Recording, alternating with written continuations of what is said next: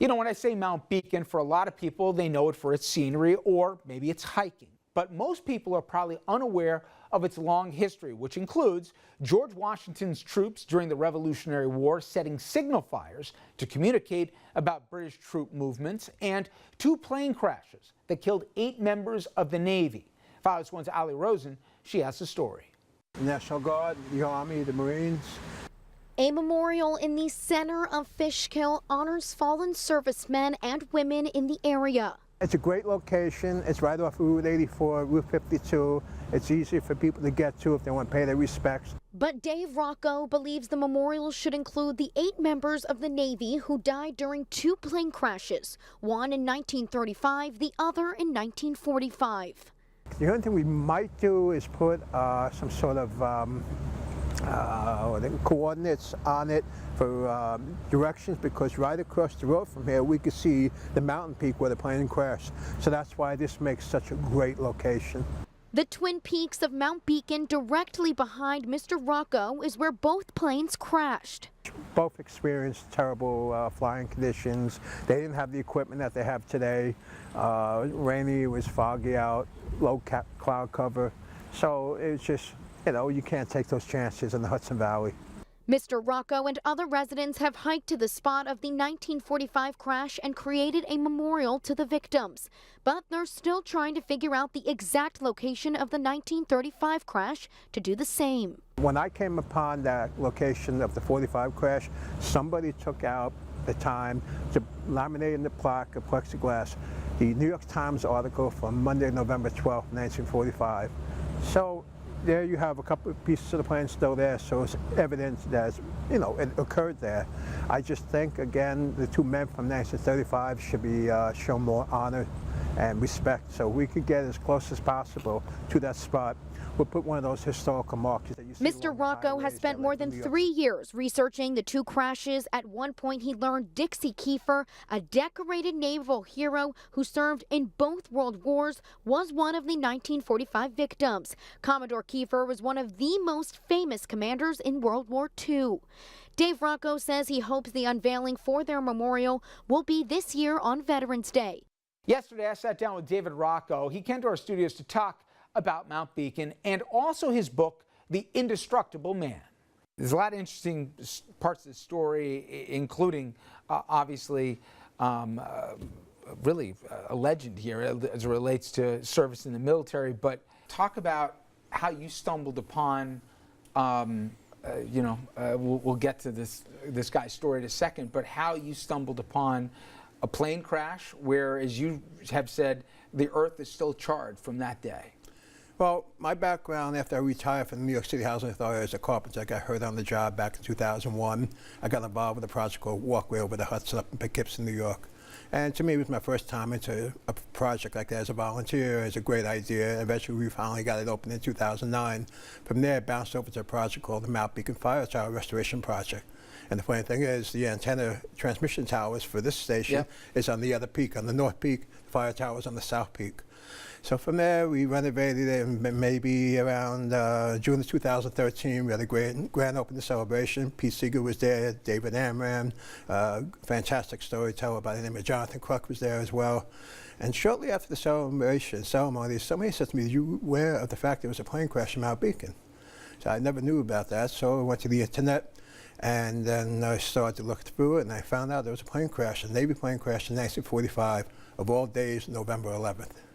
One of the 6 that day was a Navy legend by the name of Dixie Kiefer. Now, as people know, we'll talk about the book here, he achieved the nickname called the Indestructible Man. Served in both World Wars, and he earned the nickname here. Talk a little bit about this guy, because as you found out, I know through anyone that came in contact with him never forgot him, but literally 10 major wounds between World War I and II, and he was at some of the biggest date points of the conflict, from the Ticonderoga to, Midway to, I mean, talk about this guy. I mean, it's amazing, his story. He was a remarkable person. The other thing that was remarkable about him, just to sidestep for a second, is I can't believe how many people adored him, because I met 7 people that served underneath him on the U.S. Yorktown and the Ticonderoga 3 years later. But to survive the stuff that he went through, first in the USS Yorktown, he was executive officer in the Battle of Coral Sea and the Battle of Midway. He was the last person to jump off the Yorktown that sank. It's a long story involved with that too, where when he went to save one of the men, the rope slipped in his hand, burned his hand down to the raw meat. He tried to lower himself. He fell off, hit the side of the deck, compound fracture of the ankle, fell down below 50, 60 feet. The guy that was in the basket, he grabbed him, put him with the rescue raft, and 2, 3 guys there. He pushed everybody to a waiting rescue ship. I mean, this guy's got a compound fracture of the leg. Fast forward a couple of years later, became the first commanding officer of the USS Ticonderoga.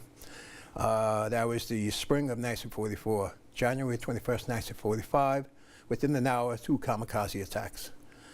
He refused to leave the bridge to oversee the fire control, and then to make sure every man on the ship was taken care of before him.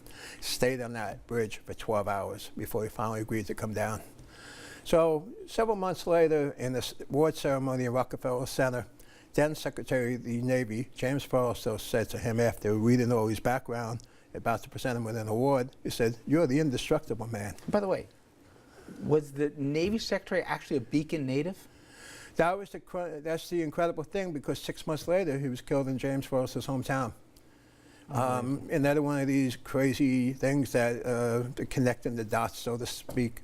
And it's just kind of draw me deeper and deeper into this. And as part of his heroism, he was aboard a ship, and his actions saved a lot of guys' lives that day, because even though he was severely wounded, he turned the ship a certain way that as a consequence really saved a lot of American lives.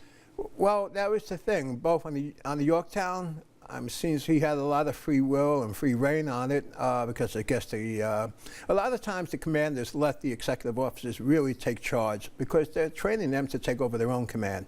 So when he got onto the Yorktown and then the Ticonderoga, what he did was, after both attacks, he listed them. I took on water on purpose to list them sideways so the fire and the burning planes would fall off the ship itself, and then list them back, balance them out. To have that presence of mind in the middle of all this heated battle, and it's just God help those people that went through all that. Just on a sidebar, I've gotten to deal with a lot of folks from the Gray's generation. We went back to Omaha and Utah Beach for the guys that were there. D-Day, 55 years later, we took them back, and it is the maybe defining moments of their lives, what those guys went through and how they speak with reverence to their commanders. I can certainly appreciate that. But so your arc from guy just, caring about a project in Mount Beacon, comes across an amazing story, then says more people should know about this story, and then you come across, as you said, an author who has a history of writing books about military history, and even he was, some of this stuff's almost too hard to believe, right? And the name almost writes itself, the Indestructible Man. Well, when I reached out to Don Keefe, it was because I bought one of his books out of BJ's. It was 2 books, actually, The Undersea Warrior and The Ship That Wouldn't Die. So I was trying to figure out which book I was going to start with first. I went to the author's notes, and Don described how he goes about writing the book. And then, because of the fact that back when Brokaw did his book, there were 1,000 men dying a day. Now it's down to 300 because there's only 600,000 left. So he said we have to preserve their stories, because once they're gone, they're gone. And at that point, he said, I created a website, 1 Million Untold Stories. So if you have information, somebody in the family or friend, tell them to contact the website and share the story. And if you have a project idea that's never been written about before, contact me. So I said, well, here's my chance. So, because so many people had told me with the hikes that we had and ceremonies, you got to write a book. You have to write the book. Senator Gillibrand, U.S. Senator Gillibrand, helped me out by getting the personnel records of all 8 men. So I really got a background of everybody. So everything was on the table. So I wrote him the note, and without these specifics, and less than 3 hours later, he wrote back. He goes, I like it, but I need more. Just don't worry about me stealing your idea because I have too much of a reputation to maintain. And by the way, he's in one of his books is being made into a major motion picture here as we speak. So, so then you get in the material, and now this thing's turning into a book, and who knows what happens after that, right? Well, I personally could have wrote the book. That was the one thing I didn't like about the Times where I wrote in the New York Times last week. ROCCO couldn't write. I could write, but what I wanted to do, being a carpenter and a cabinet maker, I wanted the best possible product. I wanted somebody that had that background. So when I sent Don all the material by the end of late January, early February, he sent me the first 5 chapters by the beginning of March. I knew I had it right because it was magnificent to see what he did.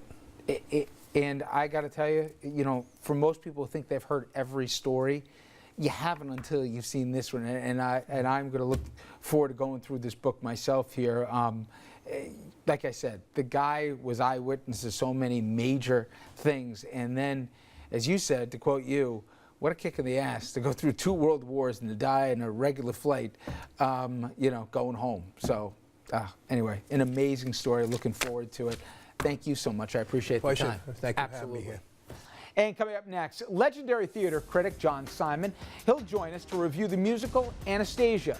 He's tough to please, so the question is, did he like this one? We'll get the answer next.